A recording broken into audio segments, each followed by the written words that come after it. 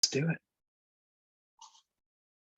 Hello, everyone, and welcome to the 165th Scientific Governance and Risk meeting here in MakerDAO.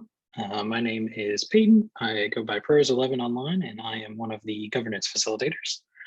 So really happy both with everyone joining us live and later on the YouTubes. So thank you. We got a bunch of awesome Maker people here, both those who work in the protocol and who are just interested in the operations more generally. This is our kind of weekly meeting where we go over some key issues facing the DAO, as well as some governance updates and other fun tidbits information. So in terms of housekeeping, this is an open meeting. We do try to get to people's questions and that sort of thing. So if you do have anything you're curious about or something said that you'd like some clarification, if the mic line is open, feel free to hop on and ask it. If not, feel free to throw it up in chat. We will get around to it at a convenient time. Today, we've got a couple good discussion topics. We might still have some time at the end for more open discussion. So I would ask, like, if you have questions that aren't relevant to kind of what's being discussed generally, you save them for the end, maybe throw them up in chat so we can try to circle back to them. That would be greatly appreciated. Also, there's an anonymous question box. I put it in the chat. Awesome. Yeah, and we do really appreciate seeing stuff there. We kind of added that as a GovAlpha just as a way to let people ask questions, give feedback without necessarily revealing that it's them who are doing the asking. So that is a really great tool to utilize as well. All right, I think that more or less covers the housekeeping things. Again, just try not to talk over one another. We'll be trying to bring in a lot of different voices to this call, so also maybe be mindful of how much space you're taking up if you are participating in discussion. Wonderful. All right, so we will start with our votes update. That'll be me giving that. Every week, we kind of like to let you know what's been happening in the world of official MakerDAO governance. So in terms of polls, we do have quite a bit up. One poll was passed this week and one was rejected. The poll that was passed was our recognized delegate compensation trial. So as mentioned in the poll, look for that in terms of November would be when we're looking to start that trial compensation, with the funds actually being distributed at exec towards the end of the month.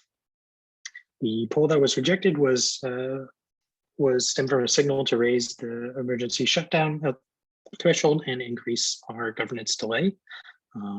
That was rejected, so no further action will be taken at this time. However, people are free to put up another signal, try and set either different parameters or split these even into two. Again, this is just the end of this particular proposal, but it can be iterated on or retried up to the community. We have 4 polls that can still be voted on right now. The first one I wanted to highlight was our clean money sentiment poll. This one we gave a little bit more time to, so it is running till Monday.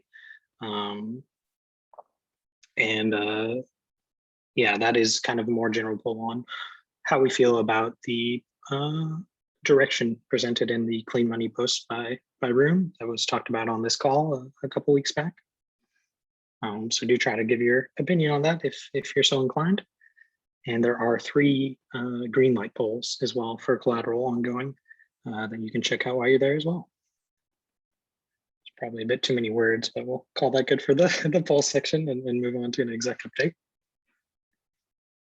Last week's executive passed, and it should be executed sometime during this meeting, I believe. So look out for that. That onboarded staked ETH as well as some DCIM parameter changes.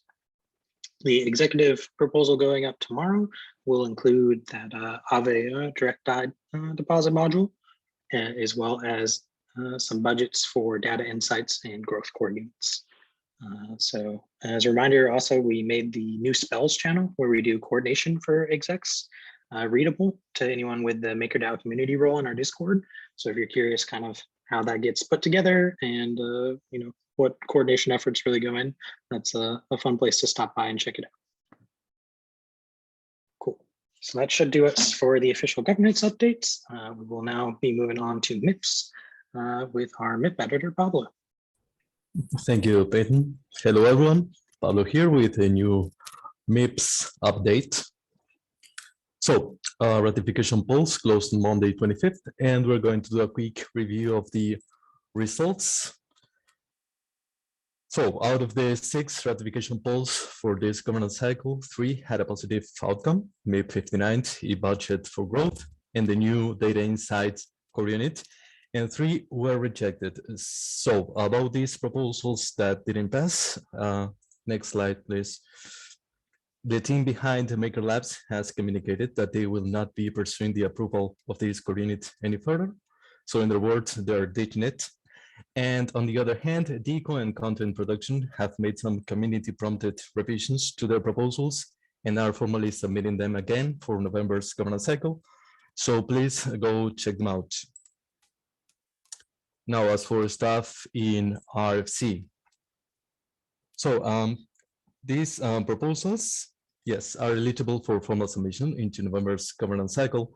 2 of them are the rest submissions I've just mentioned. So in addition to DECO's proposal, we have 2 other core unit proposal sets, one for MiPs security and one for sidestream auction services.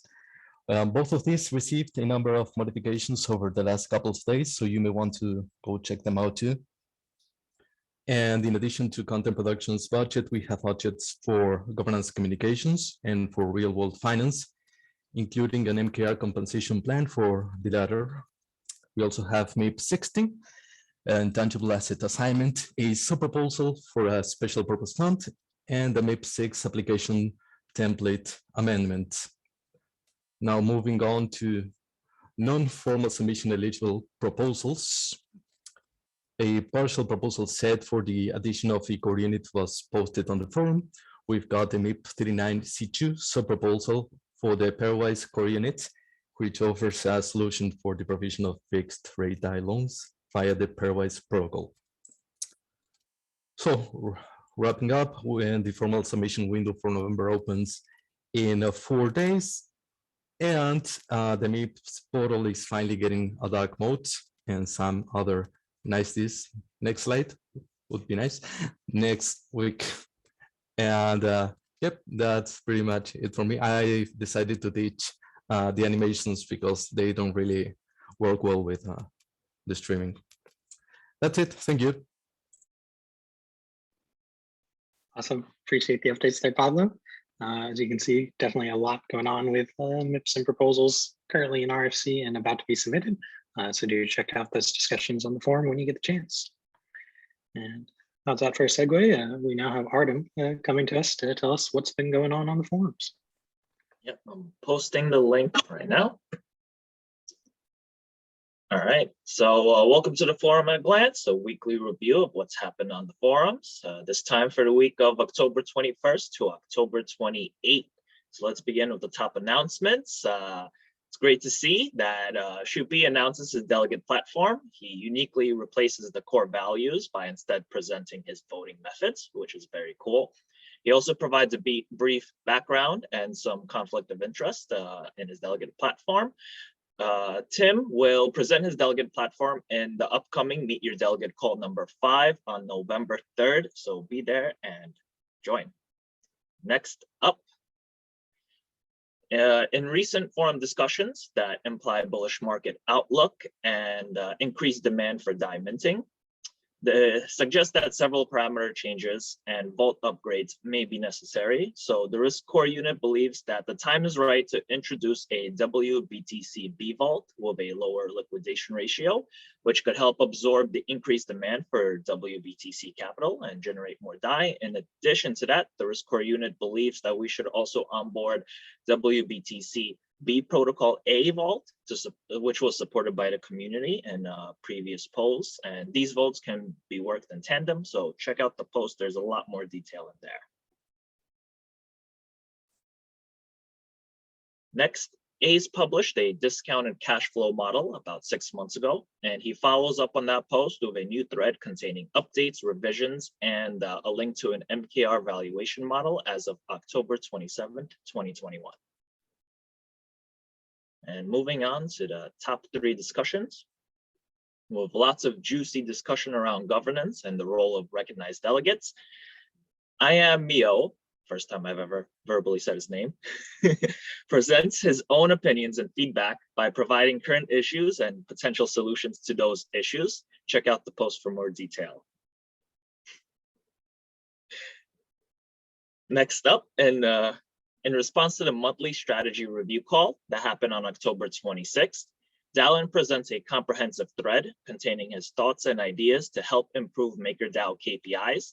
Dallin is seeking feedback and discussion from members and the community on that post.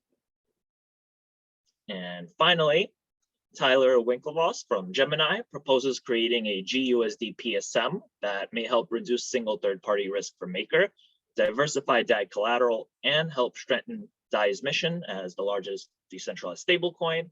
He's looking for feedback and discussion from members and the community on the post, which currently has 0 comments. All right, moving on to all of our active signal requests, and there's a lot right now. Sub Ventures from Real World Finance presents an update for P1 drop and requests to increase their acquisition price to 2.85 million, which would provide MakerDAO exposure of 2 million per farm. The expected debt ceiling is 20 million, and the 10 plus equity tranche would be 8.5 million. In addition, the signal request also asks to add Arkansas as a possible state. And next up, in response to previous signals and discussion, Long for Wisdom proposes higher compensation for delegates and asks the community whether we should increase the maximum delegate compensation as described in MIPs 61 to 144,000 DAI for the initial 3-month delegate compensation trial.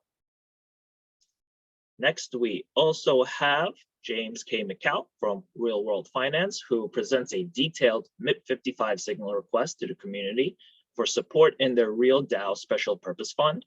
The Real DAO SPF is a unique approach to express a willingness to experiment with new ways to handle real-world assets. The Real World Finance Core Unit asks whether MakerDAO would signal a 50,000 DAI SPF with conditions applied to build a decentralized SPV infrastructure. Lots of detail in there, so definitely check out the post if you're planning to vote.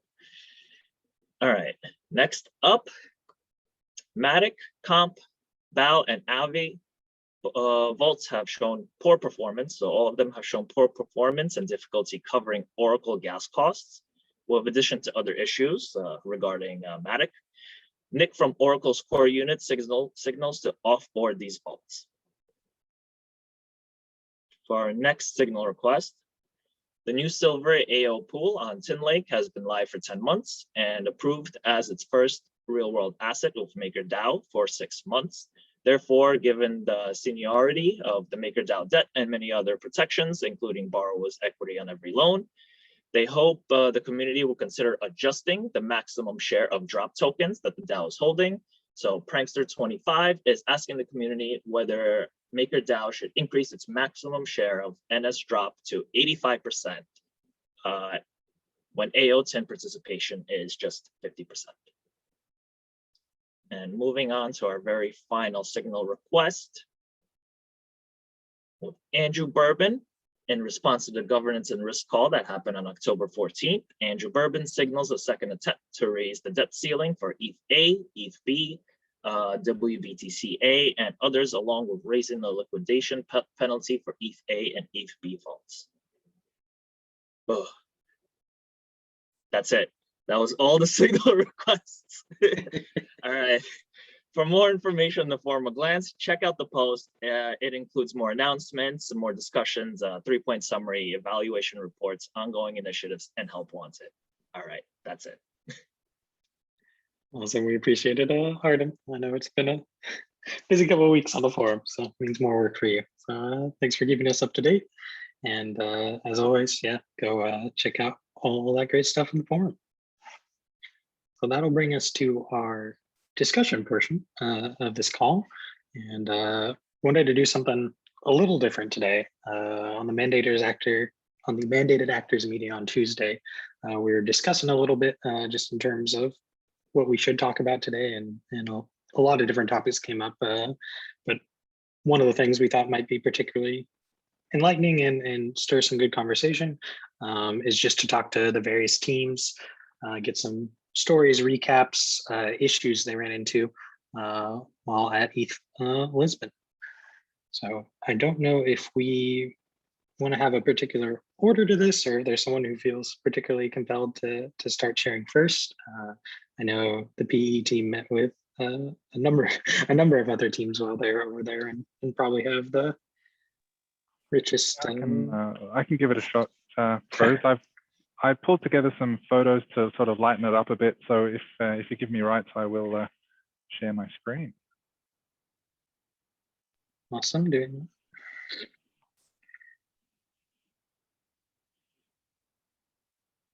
There, it should be good to go now. All right, thank you.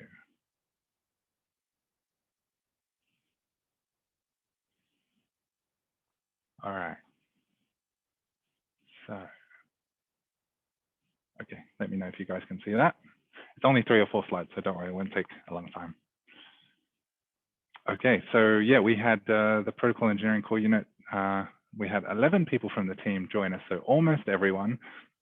It was yeah, amazing. We had yeah, wonderful weather. It was great to see everyone.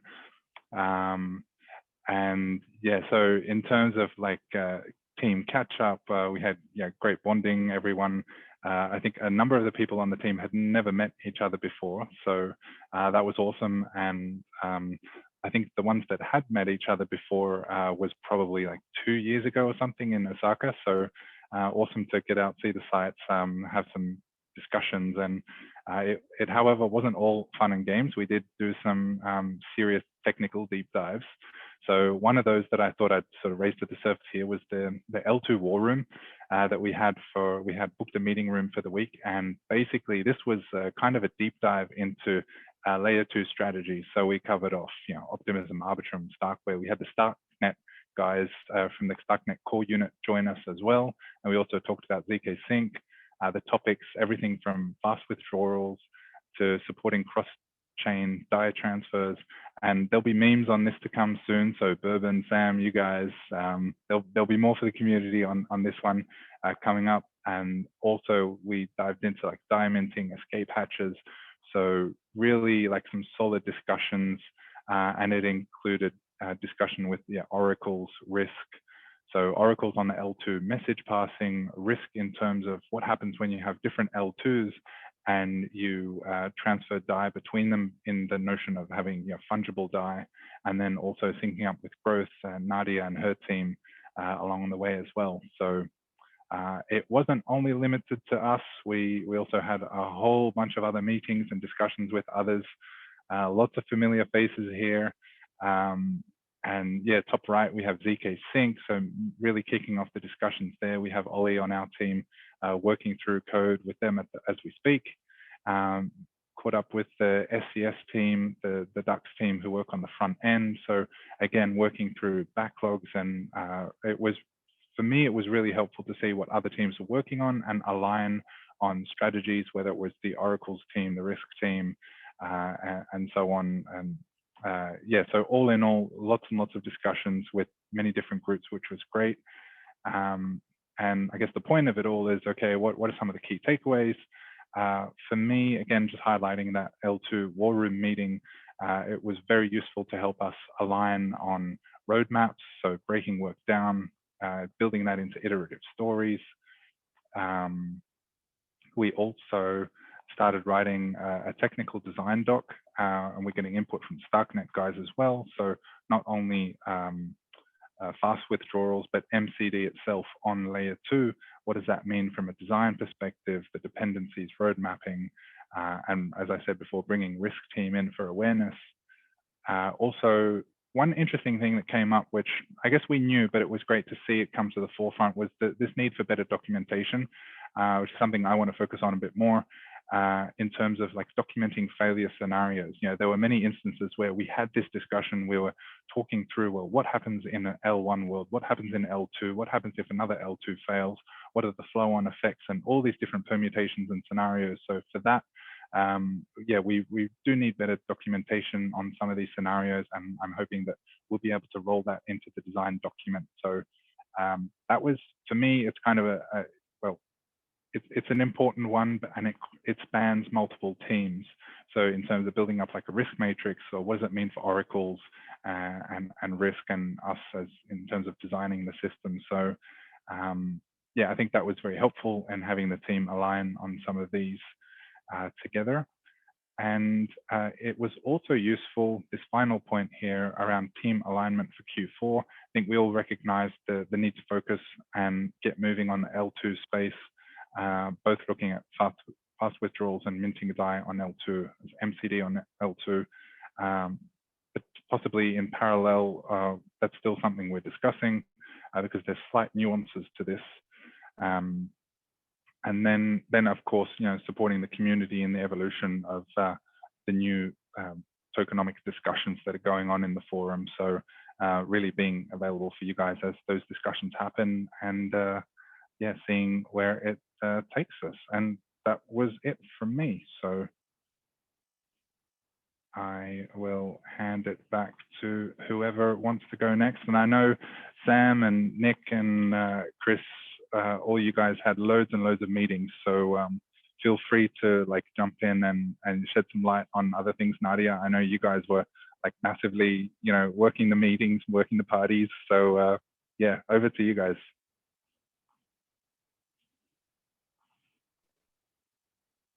Yeah. Awesome. You want me to Go go ahead, first? sorry, Nadia. Okay. Yes. Yeah, I guess we had a few meetings with various teams. We met with the Aave team in preparation for the D3M launch tomorrow. So that was good to coordinate on. We met Danielle from MIM.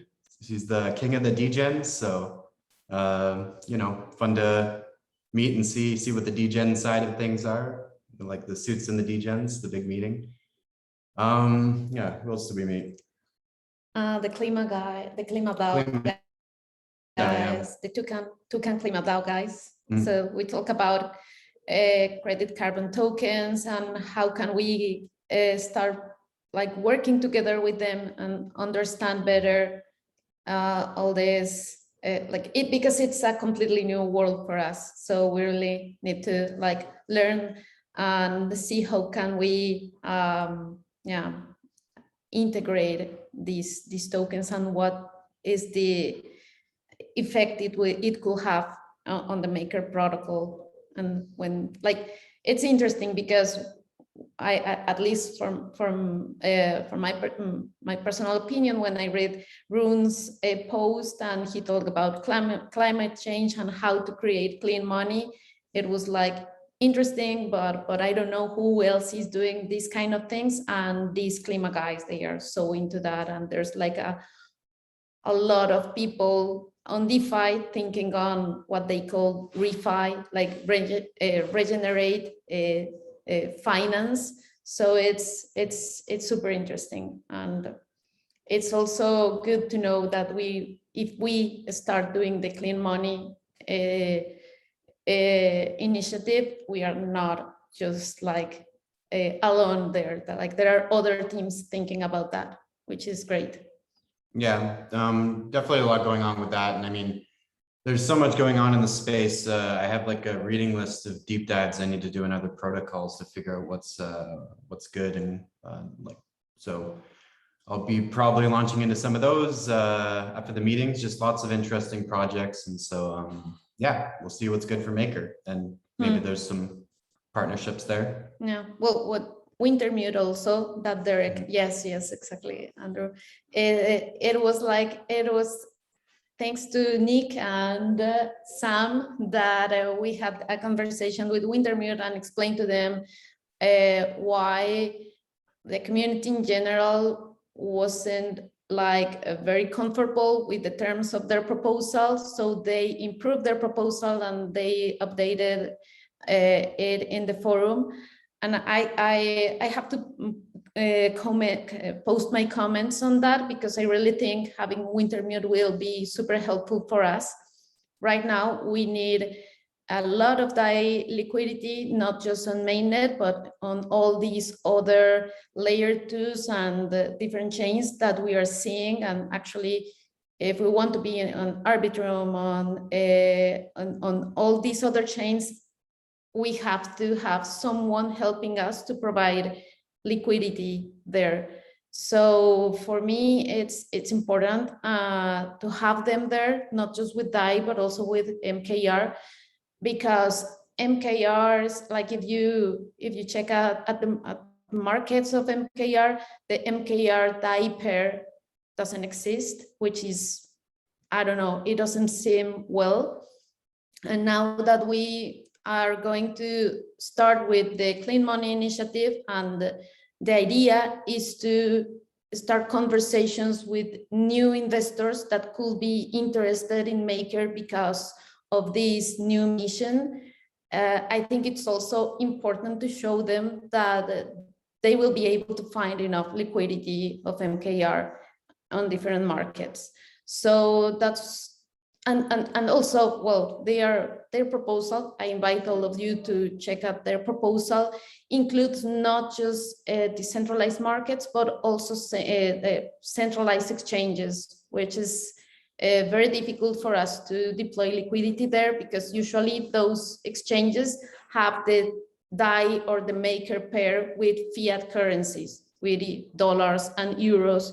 And we can do that unless we have like an entity and we create a bank account and we can provide like the other part of the market, because it's not just providing MKR or DAI, you have also to provide the other side of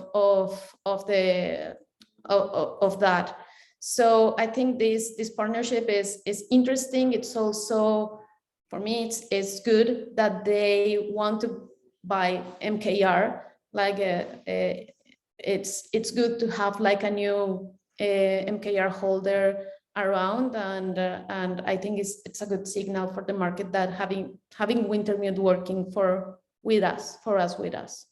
Yeah, and in general, I'd say like these sort of trips are invaluable. Meeting everybody for the first time is really good to meet a lot of you in person finally, right? After so long. There's just so much sort of unique benefit of sort of meeting in person that I think it's just really nice. The weather here is very nice, and I had a great time. Yeah. Someone had David, you had a question? Yeah, I had kind of like two thoughts and two questions about market making, DAI, and really like how the protocol approaches expanding into other markets, like layer 2 markets that might be DEXs that we might not even need an actual partner, because all of the stuff is on chain, and technically like we don't need like a fiat like third party to do that kind of market making. But from what you said on the centralized exchange side, where you do need like an actual third party service provider to do the market making, like I'm curious if there's like a standardized deal that we can create for anybody who's like a reputable market maker that wants to do this kind of deal. Like I'm kind of thinking, yeah, like is there a way to standardize the deal so that it's less sort of, I guess, individualistic, but yeah, yeah. I guess so. Actually, we have to work on that, because it will be the first time that in case that we approve something like this, that we as a maker will be giving an MKR loan without a collateral and with a call option. So that will be the first time in case we approve it. So we have to create a MIP for that. And this will open also the opportunity for other market makers to present a proposal using that MIP. Also, it's important, and we are seeing that in the growth team, that when we start conversations with projects that are on other networks, like Solana, let's say, or even on layer 2s, and when they don't see enough liquidity of MKR or DAI, they decide to integrate other stablecoin. Actually, one thing that happened to us is we have a very, very good relationship with the Axie Infinity team. And they are thinking they were thinking in the past to have DAI as their main stablecoin on running their new blockchain. but because of DAI's liquidity, they prefer to go first with USDT. So we need to improve DAI's liquidity in all other networks, and we can do that by by working with the community, because I don't know, we need help. If not, it will be hard to convince all these other new projects and networks to integrate DAI. And it's interesting, like, I don't know if El Pro is here, but he is, maybe he is now in the near conference, and he's surprised because he's always telling me like, wow, like everyone knows about Maker, everyone knows about DAI, they love us, but when they have to integrate us, well, liquidity is the first thing everyone is looking at. Yeah, thank you for that answer, and I totally get that. And I guess like another part of my reasoning for standardizing the deal, and actually in the chat they made another good point, is like, you know, we should be separating out DAI market making from MKR market making as well, like in theory. But I'm curious also about the question of recourse, right? So like if we are as a protocol giving MKR to centralized market makers in an unsecured fashion, like this is not a secured loan, right? I didn't see anything in the deal about them putting up any sort of collateral, for example. I guess the question is, are maker holders protected in this deal, even if it is like acceptable terms and all of that with regards to recourse? If anybody could speak to that, that would be interesting. This is for the DAI? For the MKR. For the MKR. Well, I mean, I'm just like thinking out loud, because we have to like create this new proposal and go to the forum and have all community's feedback and all of that. But we could use the MKR that is on our treasury.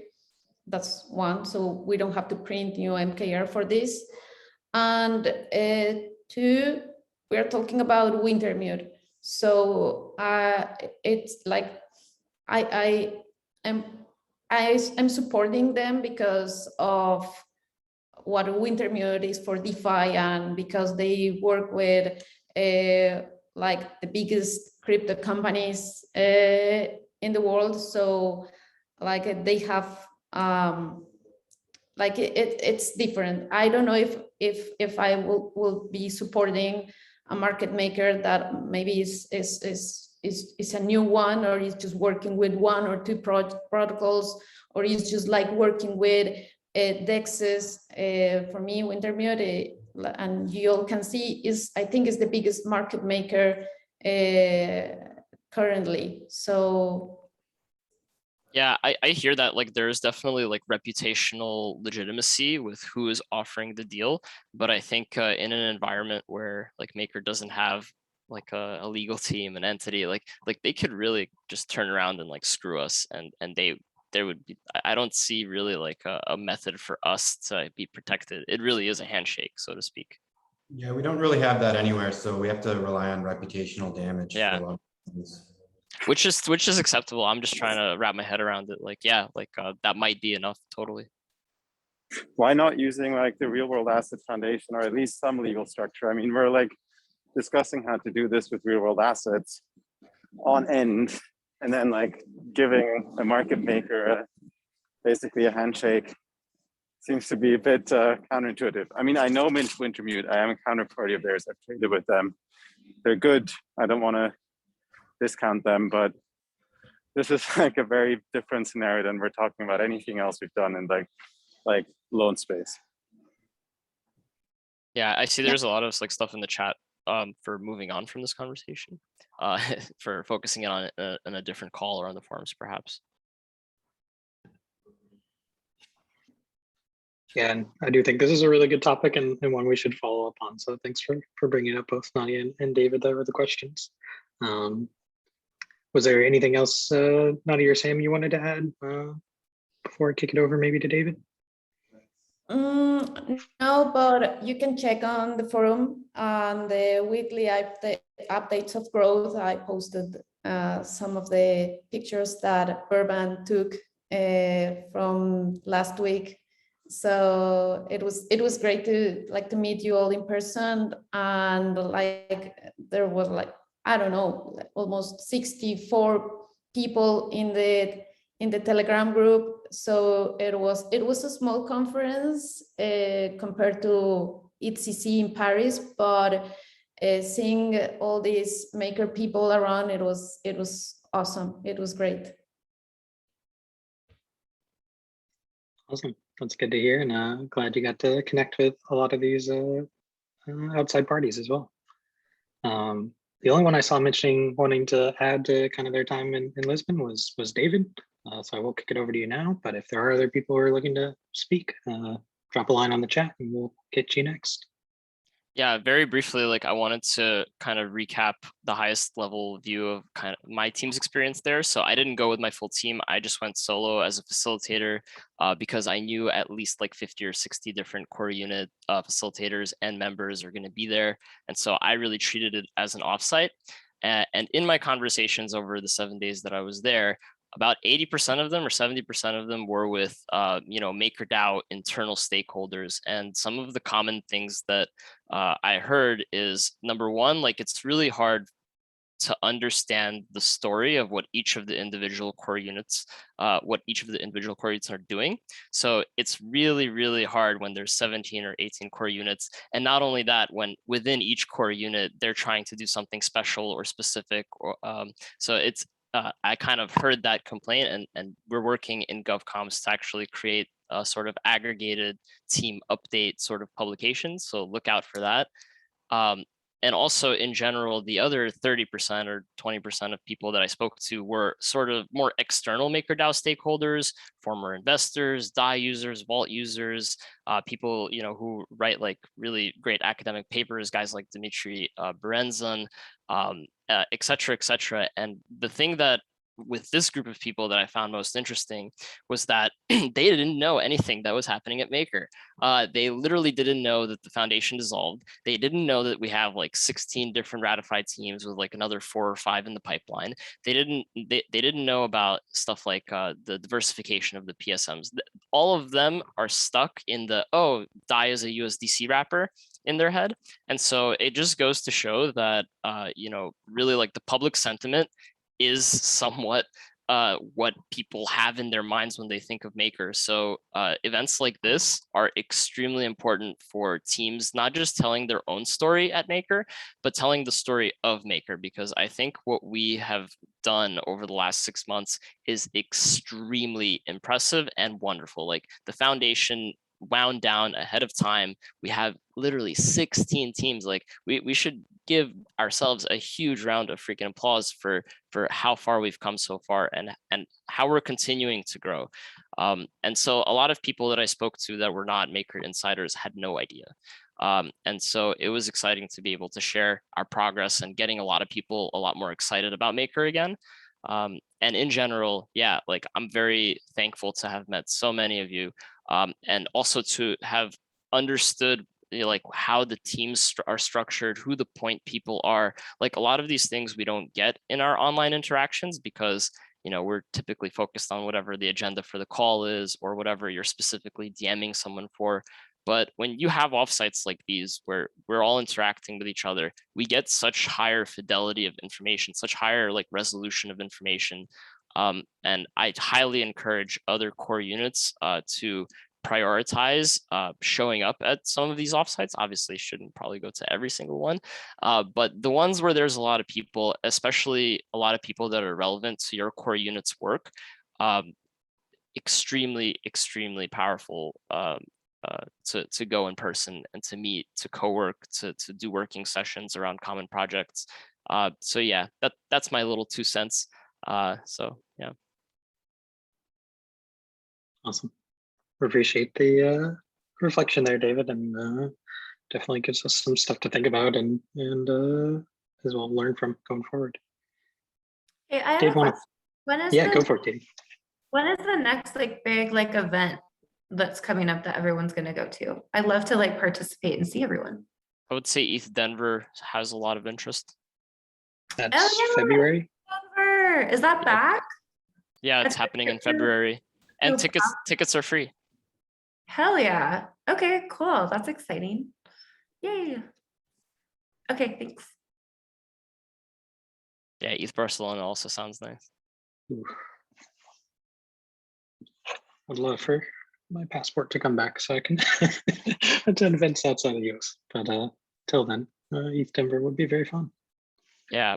Also kind of, I did have one other thought on the Wintermute thing, and it wasn't about the deal or anything, don't worry. It was more about the idea that they didn't know what was wrong with their proposal until Nick and Sam actually like really talked to them. Like they were reading the comments, they understood, you know, what people were talking about, but they didn't understand what they should actually change. So I find it interesting that like at the DAO, like we don't really have a formal process where there's a point person following up on specific deals, like informally that has been Nadia and the growth team in various like capacities, and also others, like I'm sure engineers also have like specific conversations with individual other engineers and stuff like that. But in general, having a point person to really follow up on deals, to summarize the sentiment on the forum, to kind of, you know, make that process a little bit more reliable and make sure that it happens, I think is really important for us to focus on. So just that's one other observation that I really wanted to point out on this call. Awesome. I did want to give one more brief pause for in case there were more questions. I know we've kind of been covering a lot of topics. But if none present themselves, then we should be ready for your update there, Prush.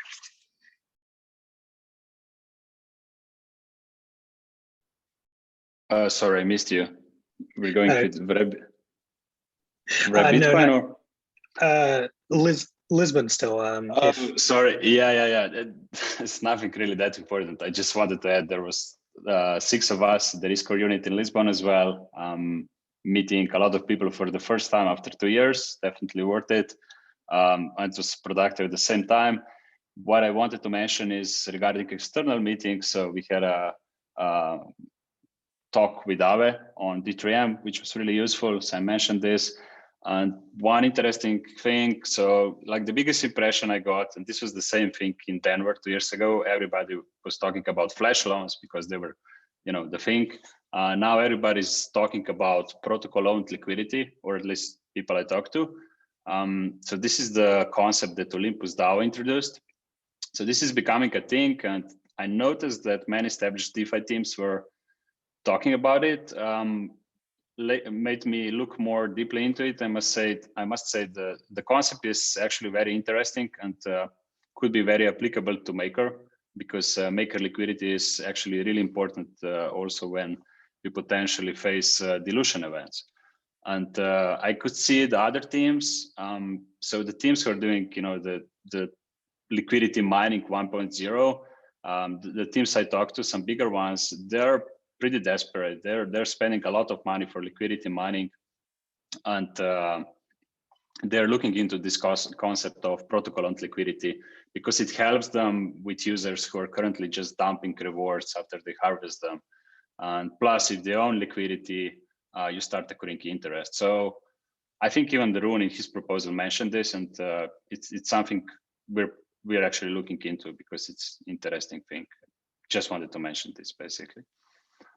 Primos, can you give like a really like high level explanation of what does it mean, protocol owned liquidity?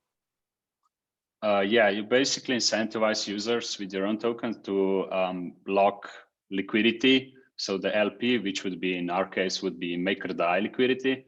So they lock it into the protocol, and you know they get some benefits. Now it could be like Olympus DAO, which like fundamentally it's probably not like the soundest thing, but you could do other stuff as well, right? You basically start rewarding users for liquidity on its own, and the rewards are then not really dumped, you know, as they normally are through pool 2, which was usually the case in classic liquidity mining schemes. It gets more complicated than that, but like I don't want to spend too much time now. No, that's okay. That was enough. Thank you so much, Primoz. Right on. And Juan mentioned he had something he wanted to add about Lisbon, so we'll pass it over to him. a bit echoing what everyone was saying. I don't want to repeat, but it was great seeing everyone. I don't know how many people I met. It was quite nice. Also, we had the opportunity to put Maker into some into the dialogue, so that's always good. And the last thing that I wanted to mention that was not, I wanted to thank Nadia, Corinne, and David. I think they were the main organizers of the Maker event in a super nice terrace where we were able to meet everyone and yeah, mingle a bit. It was very, very nice. I'm not sure which core units contributed financially, but them three were doing the heavy lifting. So thank you very much, guys. It was very, very nice. So in the name of all Maker, thanks. Right on. Appreciate it, Juan. Glad you were able to touch base with so many awesome people. Do we have any more comments or questions relating to Lisbon and the stuff we discussed there? I have a general question comment about how we organize as a DAO, as all the being all being part of independent core units around like events, sponsorships, this and that. Like there's a few different ways to do it, I've been noticing. So there's teams can directly kind of go and sponsor, teams can jointly sponsor, the teams can actually jointly propose SPFs to sponsor, right? Like there's different ways to do it. And also not every team goes to every event. So I'm curious. So here's my actual question here. My curiosity is, one, will there be in 2022 an actual full MakerDAO offsite with all of the teams? That's question number one. And then number two is actually, no, forget number two. I just want people to think about how we organize moving forward. But yeah, my real question is there going to be like an offsite in 2022 for the entire DAO? It's decentralized, David. No, I mean we could potentially coordinate something, but it's not that you can force people to go. I think it will be a nice thing. We probably need some time and someone to take the initiative. But if someone says in October we're all going to XYZ, I can see people organizing around that, and then network effects. Yeah, I agree. And that's kind of why I'm bringing it up now, like, even before the new year, because like in this coming year, there are going to be a handful of really popular events. And I kind of want at least one where it really is kind of like a MakerCon. Like I know we talked about MakerCon, at least at the foundation for a couple of years. And I think we're really getting to a point where the size of the DAO and also the size of its external stakeholders is getting big enough where if we do, we should really be thinking about which one event we all go to versus the side events that some of us go to, because it would be great, although we're decentralized, to be organized and to kind of agree to go to one. As a British philosopher named Long for Wisdom would say, you're hired. We'll be waiting for your lead. All right, Lenka, expect the DM from me. You're my point person.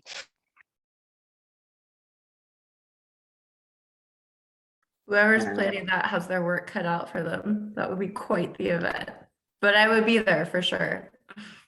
Yeah, which is like also part of the conversation. Like, right, is it part of anybody's scope, like the events side of the DAO? Like I know SCS has like a budget for events. Our team also has some sort of budget for events. I'm sure others do too.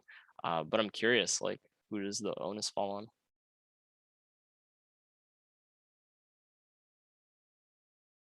Anyway, moving on.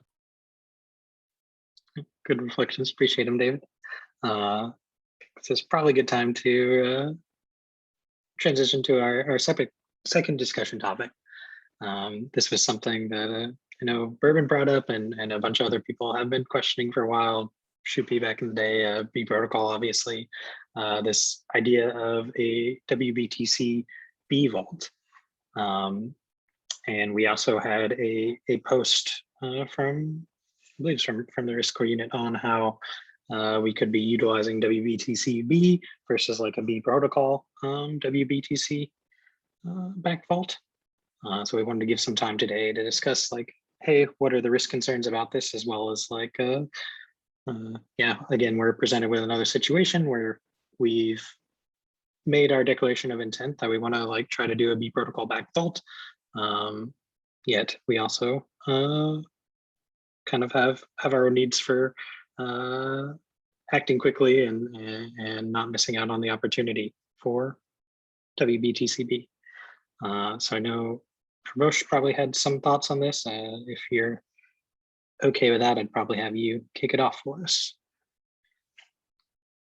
Yeah, sure. So everybody's aware there's a bull run, so there was a lot of minting on Red Bitcoin. We actually hit the depth ceiling, but it's getting increased, I think, in like 2 hours or 1 hour. But yeah, this made us think, and Bourbon and Andrew Bourbon actually made a post already to onboard lower liquidation ratio of Red Bitcoin Vault, because we can see in this bull hype, there's definitely a demand for more leverage. And we know if you onboard the regular Red Bitcoin B Vault, it doesn't require a lot of work for oracles and PE. So it's basically on us to prepare a risk assessment, which we're working on. And this vault should be live really soon. And yeah, Sean from Martin actually made a post how to proceed, because there was already a vote on B protocols implementation, which would be similarly low liquidation ratio vault. But we believe some time will be needed to onboard it, because it requires a new Clipper contract. P needs to get involved. It could take some time. And before that, all this massive growth could be over already. And the other question that I'm personally having with B protocol and others as well is how much it can scale really in short time, because it's more like a experimental implementation with low depth ceiling. Another limiting factor is the amount of committed liquidators.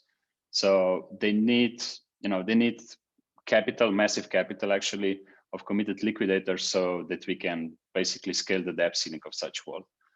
So that's why we just propose to just as soon as possible release Red Bitcoin B, the regular vault, and then in the meantime work on the B protocols proposal, which means we'll basically have two similar vaults. Similarly low liquidation ratio, should be around 130, I expect. Why we can't offer lower than that? And this was actually something that B protocol brought up. So the whole idea with them was to offer a really low liquidation ratio, so something like 120 or even lower. But the issue is that we are using CoSM, right? And there's 1 hour delay, and there's a bunch of risks. There's risk of uncollateralized DINE minting if price drops too severely. There's just market risk in auctions if there's a delay of 1 hour, and so on. So the B protocol itself wouldn't really increase our ability to offer more risky vaults or more leverage vaults, but it does has its own upsides. So having committed liquidators is good, because the way I see it, the more capital we know is going to bid, like we can prove, right? Because it's on chain, the bigger auction throughput we can enable. So right now the auction throughput is kind of limited, and that's because just how our auctions work. So we're basically relying on auction cycles. So if you need to liquidate, I don't know, a few hundred millions of ETH debt, each 30 minutes there would be like a 40 million liquidation or something. So it would take some time. If you have committed liquidators, again, if they have this amount of capital committed, you can increase the throughput. So this is possibly the biggest upside I see. And the downside is probably the only downside I see is just we lose on penalty fees, right? Which is something that some people don't really like. So yeah, like in our opinion, we should just proceed with regular Red Bitcoin B and do this experimental vault simultaneously, and then see how it goes from there. Yeah, if I could just jump in and give a little bit more color on B protocol. I think I'm probably the most familiar with person with it on the team. Yeah, from a technical perspective, the new Clipper is actually not all that complicated, and B protocol's already written it. So I think we could have that reviewed within a couple of weeks, assuming no problems are found. And then on the subject of committed liquidators, there's actually something we could do if the market wasn't putting a lot of liquidity in it, which is very similar to D3M, which is that MakerDAO could basically mint DAI and take the B protocol LP shares onto its balance sheet so that Maker itself provides liquidity into the B protocol. And I think that could, allow us to sort of grow it, maybe independent of market interest to be an LP in B protocol.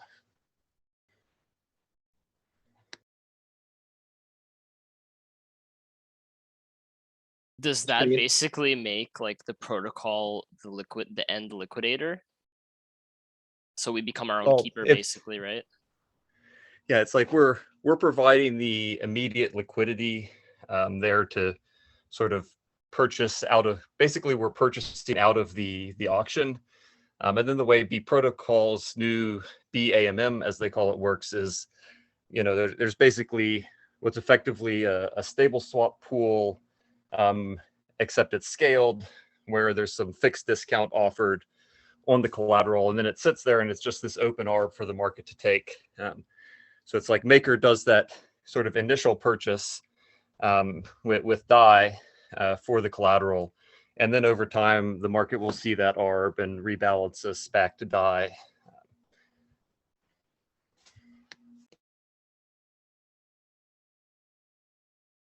Yeah, that's pretty cool. I hadn't considered that, Kurt. Kind of wanted to ask, I guess, just in terms of WBTC-B, like obviously back in the day before liquidations 2.0, it was too risky to have a lower CR for wrap Bitcoin. But we are much more confident in our auction system now. I was curious if we had any sort of like indication. I mean, we obviously have the 1 hour delay to deal with. That's probably going to be the most limiting factor, as you mentioned, Ramesh. But I was curious, like, if we had any like auctions data, like, is there an ideal number we could get to in terms of with the current setup? Is it just 130 is the lowest we can go before we start messing with the oracles? Yeah, so actually on our dashboards, you can see how auctions are performing, but on the risk model tab, you can actually also see what's the risk premium. We could probably go below 130 for wrap Bitcoin, just from the volatility metrics. Is definitely the severity of the most severe crashes are smaller for wrap Bitcoin than it. Of course, you could argue that wrap Bitcoin is centralized and it carries its own risk, and that's why you should account for that as well. So we kind of usually treat it similarly as it. Even though it's less volatile, it has its own risk. It's also less liquid, and you have this counterparty risk. But essentially, yeah, like I could see like going to 125, for instance. But the issue then becomes this OSM delay risk, right? People could meet uncollateralized DAI or something, and then this becomes a problem from the instant access module, because we start limiting the depth growth because we want to mitigate this risk, and then it gets constantly hit. So this is one downside as well.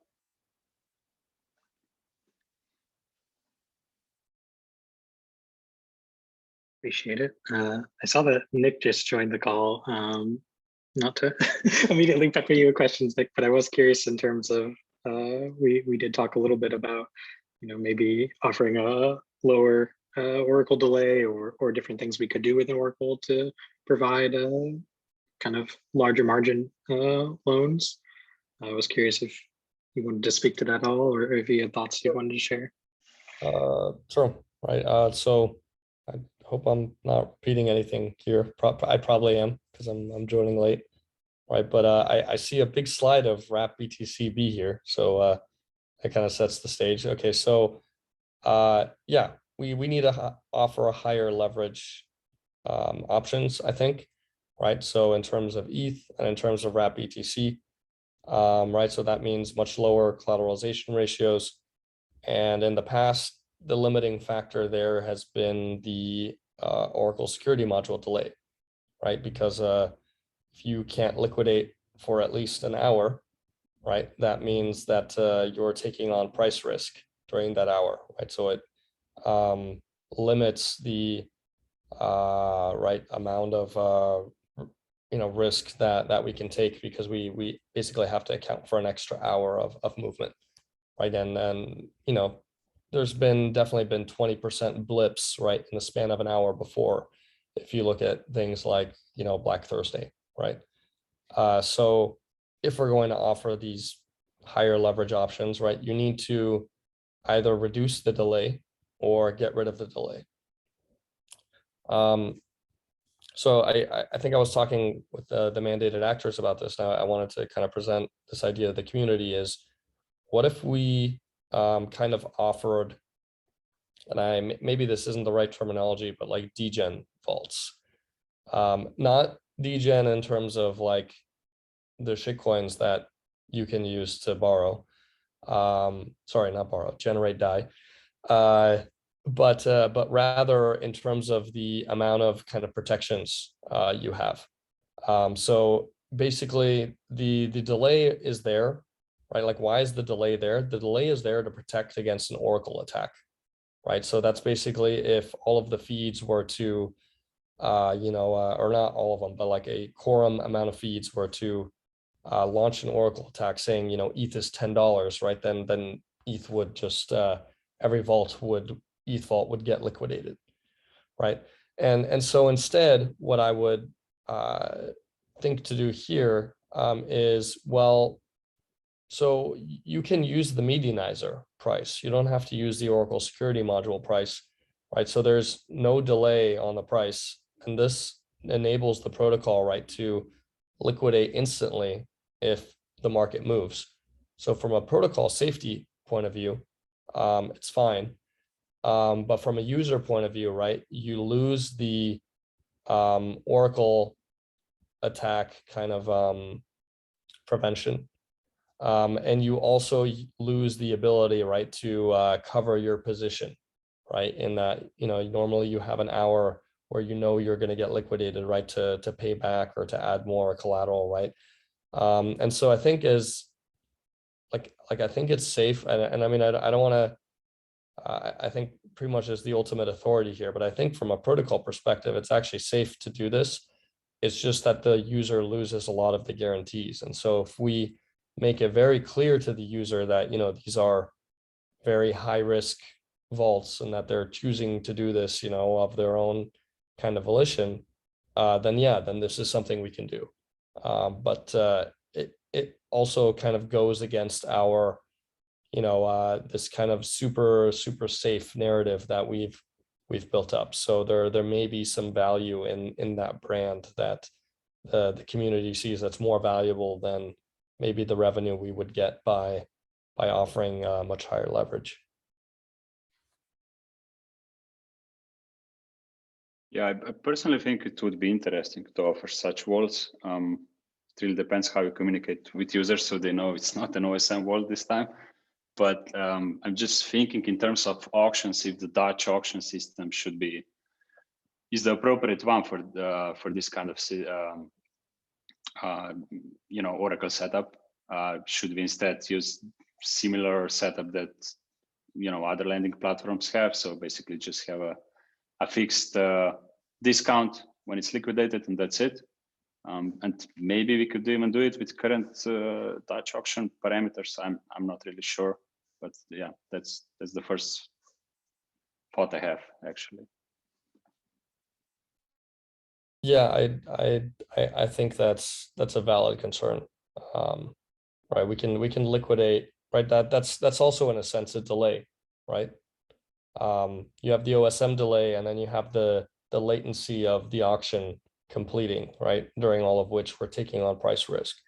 So if we want to offer super high leverage, then yeah, I think looking at a discount to the Oracle price, I'm not sure what Aave offer. I think it's like, is it like 3% discount to spot, or whatever it ends up being, right? But I agree that that's like a much more kind of lower latency mechanism.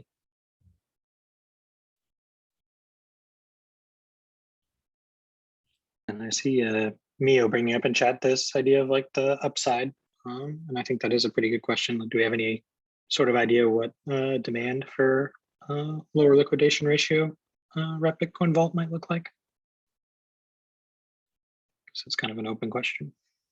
I mean, if you look at something like ETH-B, it's not even very high leverage, but it's higher leverage than he used to offer, and there seems to be a lot of demand for ETH-B.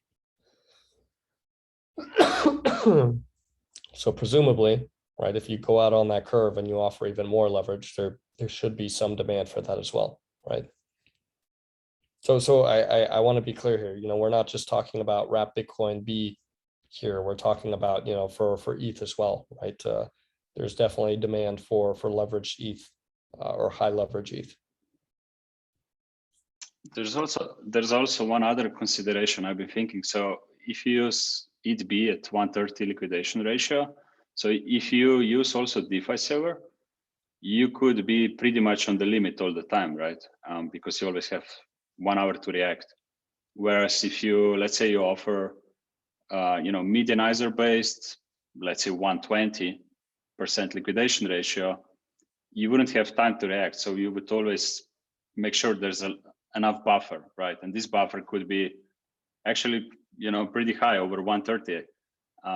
So at the end, I'm thinking this, 120, is it really much different 120 with medianizer than, for instance, 130 without it, with OSM? Maybe from user experience, they might just use the same leverage at the end because everybody's protecting it one way or another. Sure. Well, I think there's, and I think Chris B brought this up in the chat just now. It's not 1 hour or nothing on the delay, right? So we can have a shorter delay, say like 10-15 minutes, and in that case, something like DeFi Saver automation, right, would be able to save you in that time, right, from liquidation. And so you do get that protection back, but you don't get any Oracle attack protection because you're basically, like, the reason the 1 hour delay is 1 hour is because that's kind of what we think is the Chinese fire drill time to, rally the troops and get in the war room and, get a spell, passed to shut this thing, to shut the Oracle down before the price takes effect, right? So in a 10-15 minute time frame, you're not going to be able to do that, right? So you don't get the Oracle protection back. But if the concern pretty much is that about people being able to manage the risk through vault saving infrastructure such as DeFi Saver or such as their own flavor, right? I know Yearn, for example, right, had their own vault management kind of infrastructure solution. Then we can get those protections, I think, with very small delays, right? Like I think on the pricing risk, an extra 10 minutes shouldn't matter that much, right? Like the auction's going to last longer than 10 minutes at the moment. So I would say in that scenario, the auction is the limiting factor, right, for the amount of leverage that we can offer, not the delay of 10 minutes or whatever it is. Yeah, totally agree here. Good point.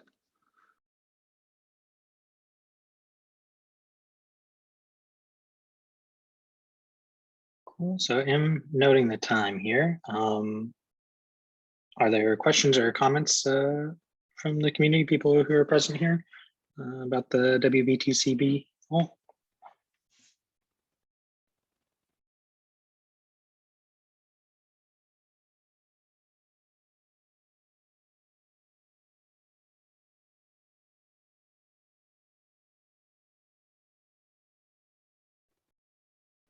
Cool, not seeing any. I think this might be a reasonable time to wind down the meeting then, seeing as I didn't see any other topics for discussion pop up in the sidebar.